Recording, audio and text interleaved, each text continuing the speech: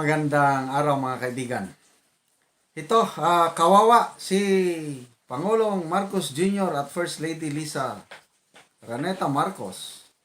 Hindi sila makapag-celebrate ng kanilang Pasko ng maigi. Takot na takot sila.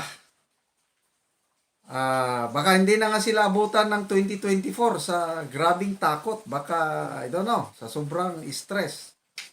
Kawawa. Bakit? Dahil itong si Madam Maharlika, hindi tumitigil sa kanyang opensiba. Parang Armed Forces of the Philippines itong si Maharlika. Kahit may mga peace talks nang sisimulan ni Tambat PBB, wala pa rin.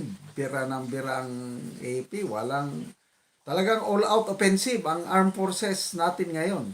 Kaya ngayong araw na ito sa Bukidnon, kawawa, siyam na teroristang INPE ang natigok, 8 armas ang na-recover. So, congratulations sa ating Philippine Army 8th Infantry Battalion. Ito namang si Maharlika, grabing ito. May vlog siya, ongoing pa nga ang vlog niya, kailang inunahan ko na lang may bagong pasabog. O, di ba? Narcolist, pasabog. Ito, mas matinding pasabog. Polboronic video. Ay, nako.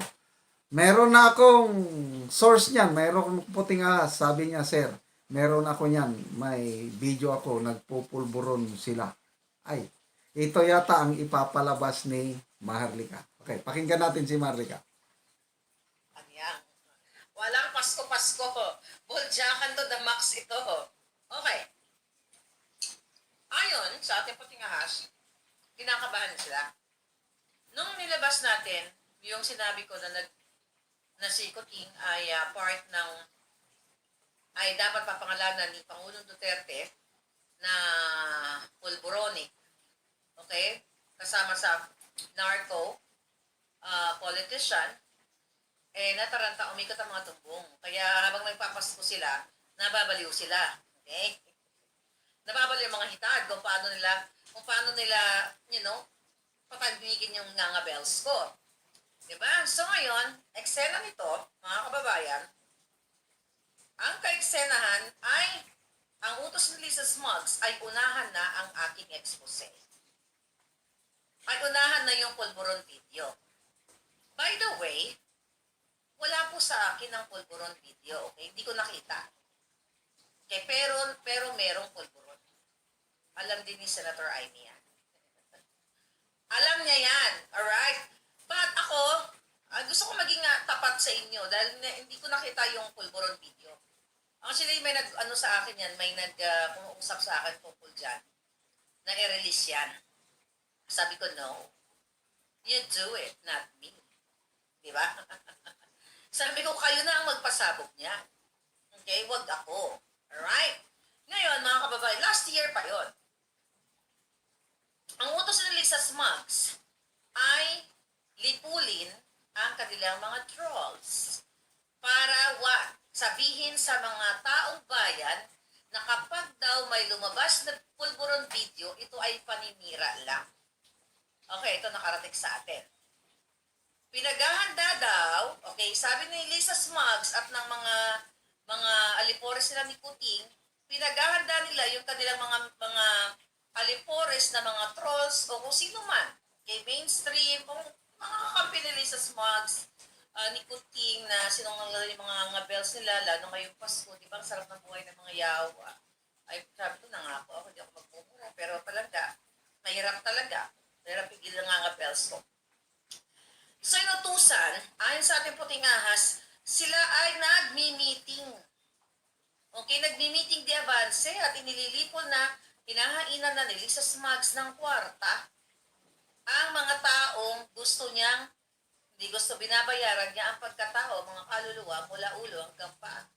Bawat hipla ng kanilang buhok bayad.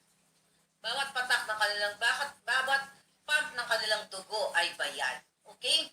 So dahil nataranta na sila dun sa expose natin na si Puting ay kasama sa narco politician rather, ay sinundan na nila ngayon na, teka muna, baka ilabas na ni Maharlika. Ayon sa puting aas natin, akala ni Lisa Smugs may hawak akong video na pulboronic. Tignan natin. Malay mo, baka biglang i-unlock yung video. Baka. So, ngayon ang ginawa ni Lisa Smugs at nila Tambaluslos dahil nataranta na sila. Dahil ano to, pag ito lumabas ang pulboronic video, mga kababayan, pag inilabas, okay, nang may hawak ng video na yon, hindi lang to showing sa Pilipinas, kundi worldwide ang showing nito. At gigimbalin ang buong sanlibutan. Ngayon, iniipon nila yung kanilang mga bayaran para what? Para sabihan ang taong bayan, nakala naman nila mga syunga katulad nila, na kapag may nalabas daw na video o pictures o whatever na si Kuting ay sumisinghot ng Coca-Cola o ng pulburon, huwag daw paniwalaan. Mga syunga. Ano? Huwag paniwalaan. Eh kung si Kuting mismo yung gumaganon-ganon, nag-snort-snort, hindi pa paniwalaan, ano yon?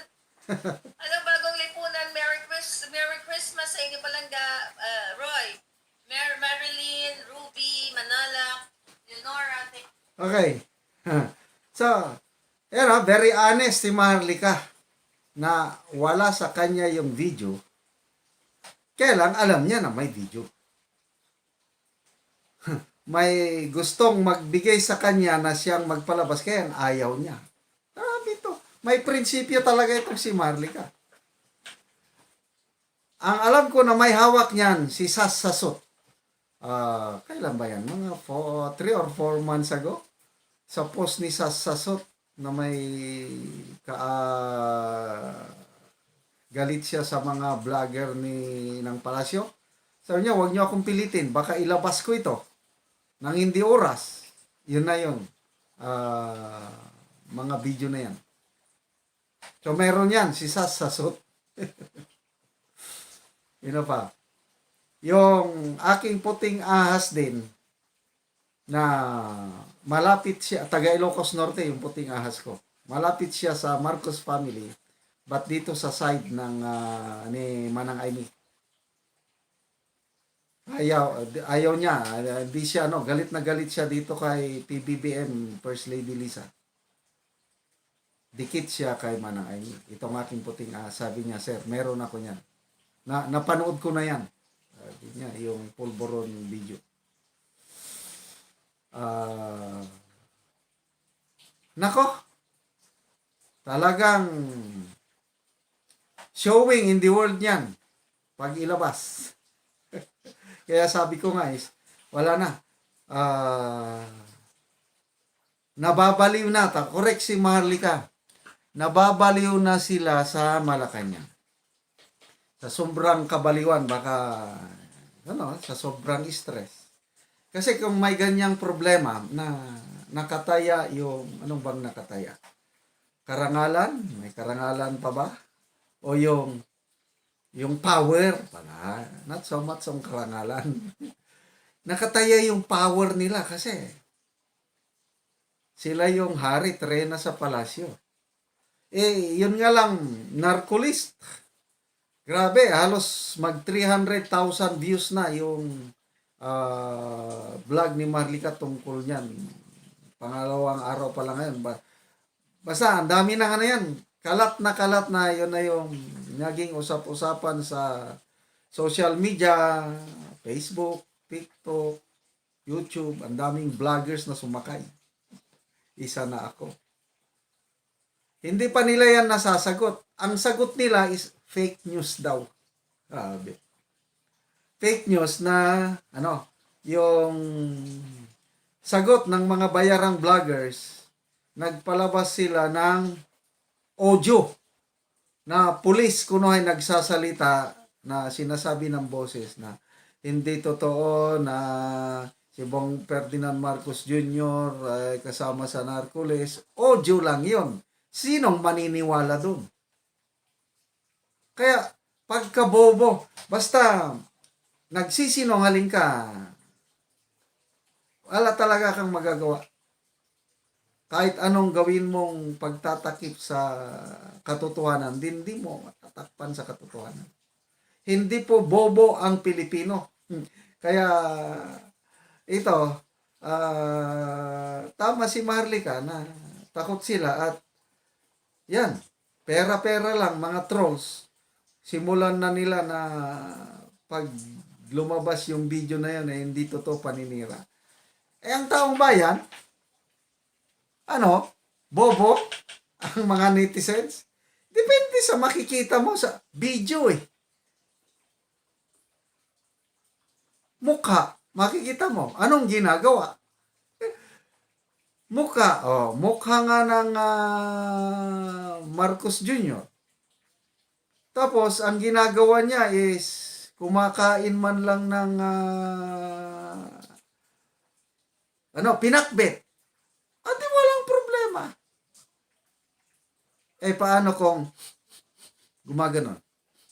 Tapos, gumaganon-ganon na.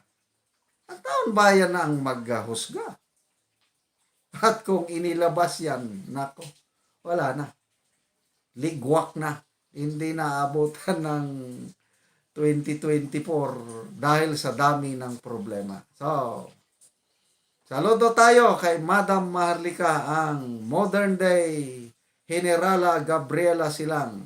Ipagdasal ka namin, Madam Maharlika, dahil delikado ang buhay ni Madam Maharlika. Let's pray for it.